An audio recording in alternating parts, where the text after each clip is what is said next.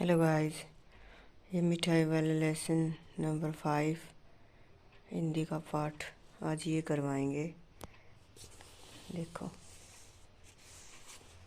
इसके question answer करवाएंगे अब आज इसमें जो ये लेसन है। अब इसके क्वेश्चन आंसर दिखाती हूँ मैं आपको।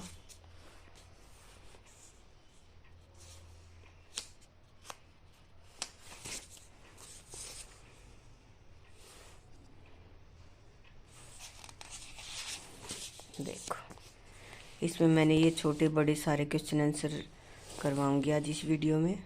देखो, ये मिठाई वाले के अलग अलग जो क्वेश्चन है, कहानी से आगे जो है अनुमान और कल्पना वाले भी, भाषा की बात, सभी क्वेश्चन आंसर आज करवाए जाएंगे भाई।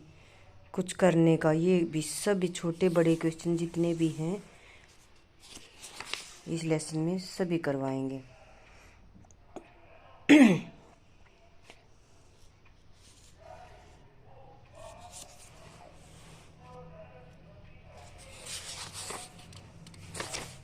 यहाँ तक करवाएंगे भाई। देखो, एक बार क्वेश्चन यहाँ पर अच्छी तरह से वीडियो में सारी चीज़ देख लो। देख गए,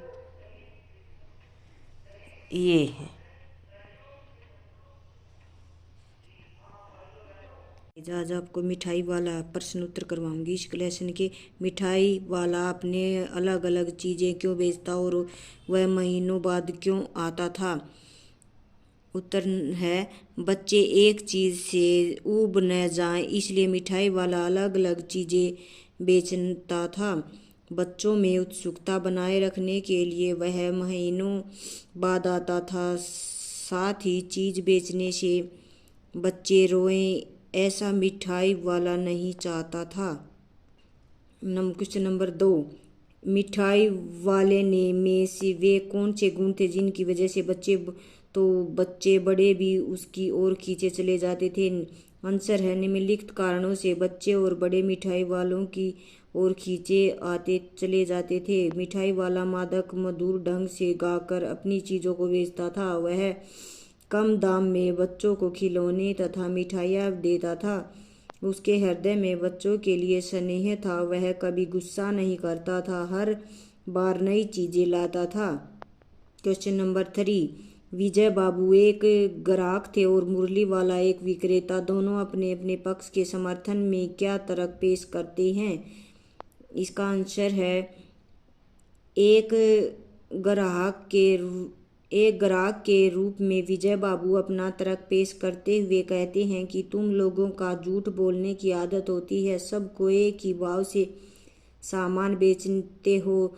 ग्राहक को अधिक दाम बताकर उल्टा ग्राहक पर ही एहसास का बोझ लाद देते हो। एक विक्रेता के रूप में मुरली वाला अपना तर्क पेश करता हुआ कहता है, आपको चीज़ों की असली लागत का अंदाज़ा नहीं, इसलिए दुकानदार चाहे हानि उठाकर ही चीज़ें क्यों न बेचे, पर ग्राहक को हमेशा ये लगता है कि हमें लूट रहा है। ग्राहक को दुकानदार पर विश्वास नहीं होता। मुरली वाला कहता कि असली दाम 2 पैसा ही है, मैंने पूरी 1000 बनवाई थी।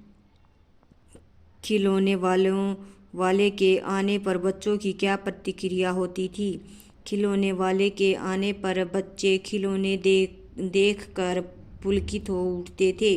बच्चों का झुंड खिलौने वाले को चारों तरफ से घेर लेता था। वे पैसे लेकर खिलौनों का मोल भाव करने लगते थे। खिलौने पाकर बच्चे खुशी से उछलने कूदने लगते थे। क्वेश्चन नंबर 5, रोहिणी को मुरली वाले के शौहर से खिलौने वाले का स्मरण क्यों हो आया? मुरली वाला भी खिलौने वाले की तरह ही गा गा कर खिलौने बेच रहा था। रोहिणी को खिलौने वाले का शौहर जाना पहचाना लगा, इसलिए उससे खिलौने वाले का स्मरण हो गया। किसी बात सुनकर मिठाई वाला भावुक हो गया था। उसने इस व्यवसाय को अपनाने का क्या कारण बताया? रोहिणी की बात सुनकर मिठाई वाला भावुक हो गया था। इस तरह से जीवन में उसे अपने बच्चों की झलक मिल जाती है। उसे ऐसा लगता है कि उसके बच्चे नहीं मैं कहीं हंस खेल रहे हैं। यदि वो ऐसा नहीं करता तो उनकी याद में घुल घुल कर मर जाता, क्योंकि उसके बच्चे अब जिंदा नहीं थे। इसी कारण उसने इस व्यवसाय को अपनाया था। अब इस बार ये पैसे न लूँगा। कहानी के अंत में मिठाई वालों ने ऐसा क्यों कहा? कहानी के अंत में रोहिणी द्वारा मिठाई के पैसे मिठाई वाले ने लेने से मना कर दिया, क्योंकि चुन्नू और मुन्नू को देखकर उसे अपने बच्चों का स्मरण हो आया। उसे ऐसा लगा मानो वो अपने बच्चों को ही मिठाई दे रहा है। इस कहानी में रोहिणी चीख के पीछे से बात करती है। क्यों आज भी औरतें चीख के पीछे से बात करती हैं? यदि करती हैं तो क्यों? आपकी राय में क्या यह सही है? इसका आंसर है आज भी कुछ औरतें चीख के पीछे से बातें करती हैं, जैसे ग्रामीण महिलाएं तथा कुछ मुस्लिम परिवारों की महिलाएं भी ऐसा करती हैं, क्योंकि उनमें पर्दा प्रथा का प्रचलन आज भी है। आज के समाज में पर्दा सही प्रथा नहीं है, इसलिए प्रचलन धीरे धीरे कम होता जा रहा है, क्योंकि इससे महिलाओं को संकोच पता चलता है, क्योंकि उनकी प्रगति में बाधक है। मिठाई वाले के परिवार के साथ क्या हुआ होगा, सोचिए। इस आधार पर एक और कहानी बनाइए। मिठाई वाला एक प्रतिष्ठित तथा सुखी संपन्न व्यापारी था। दुर्घटनावश किसी दिन उनकी पत्नी और उनके बच्चे दोनों की मृत्यु हो गई। पत्नी और बच्चों के न होने के कारण व्यापारी को अपना अस्तित्व और अपनी संपत्ति व्यर्थ लग रही थी। इसी कारण मिठाई वाले ने अपने दुख को बुलाने के लिए दूसरे बच्चों की खुशी में अपनी खुशी को ढूंढने की चेष्टा की। उसे काफ़ी हद तक सफलता भी मिली। हाट, मेले, शादी आदि आयोजनों में कौन कौन सी चीज़ें आपको सबसे ज़्यादा आकर्षित करती हैं? उनको सजाने बजाने में किसका हाथ होगा? वह उन चेहरों के बारे में लिखिए। हाट, मेले। इसका आंसर है हाट, मेले, शादी में निम्नलिखित चीज़ें हमारा ध्यान आकर्षित करती हैं, जैसे मिठाइयाँ, खिलौने, झूले, चाट, पकोड़े आदि। मिठाइयाँ हलवाई द्वारा बनाए जाते हैं, खिलौने कारीगरों द्वारा बनाए जाते हैं तथा झूले एक से अधिक श्रमिक मिलकर लगाते हैं। उनके चेहरे में परिश्रम और उनकी व्यवस्था स्पष्ट झलकती है।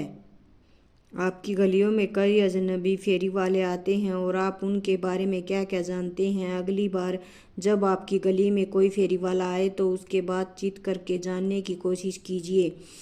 मैं दिल्ली में रहता हूँ। हमारी गली में मौसम के अनुसार कई फेरी वाले आते हैं। ऐसे ही सर्दियों में एक बार एक कश्मीरी साले बेचने के लिए आया। माँ ने उसे बिठाया और साले देखने लगी। मेरे मन में चाह हुई कि यह इतनी दूर से साले बेचने क्यों आया। मैंने उससे पूछ ही लिया कि भैया तुम्हारी कोई दुकान नहीं है? वह बेचारा चुप हो गया और मुस्कुराने लगा, लेकिन मैंने जिज्ञासावश दोबारा पूछने की कोशिश की तो उसने आंखों में आंसू आ गए और वह कहने लगा कि मेरा बहुत बड़ा शोरूम था, कई नौकर चाकर थे, लेकिन आतंकवादियों ने ऐसा हमला किया कि हमारे बाजार में बम विस्फोट हो गया। बड़ी मुश्किल से जान बचाई, सामान दुकान जलकर खाक हो गई, पेट पालना भी मुश्किल हो गया। मेरे भी छोटे छोटे बच्चे, पत्नी व माता पिता हैं, उनकी परवरिश करने का साधन न रहा, इसलिए जगह जगह जाकर कश्मीरी साले बेचता हूँ। आपके माता पिता के ज़माने से लेकर अब तक फेरी की आवाज़ों में कैसा बदलाव आया है? बड़ों से पूछकर लिखिए। जब माता पिता का ज़माना था तो हर चीज़ फेरी वाले बेचने के लिए लाया करते थे। फेरी वालों की आवाज़ें मन भावन और कोई न कोई विशेषता लिए होती थी, जैसे कपड़े वाला आएगा तो डम डम या भोंपू, खिलौने वाले आएगा तो जोर जोर से सीटियाँ, खाने की चीज़ों जैसे टिक्की वाला तो अपने तवे पर ही भारी चीज़ें टन टन ठंडे शरबत वाला लंबी लंबी तान में आवाज़ें झूल वाला घुंघरू बजाता था। लेकिन आज पहली बार तो यह है कि अधिक फेरी वाले आते ही नहीं, क्योंकि लोग मोहर लगी चीज़ें अधिक पसंद करते हैं। दूसरा, आते भी तो अपने सामान से अधिक आवाज़ें तो अवश्य लगाते हैं, लेकिन उनमें विशेष आकर्षण कम हो गया है। गाइस, इस वीडियो में इतना ही। कल फिर मिलेंगे नई वीडियो के साथ। तब तक बाय बाय।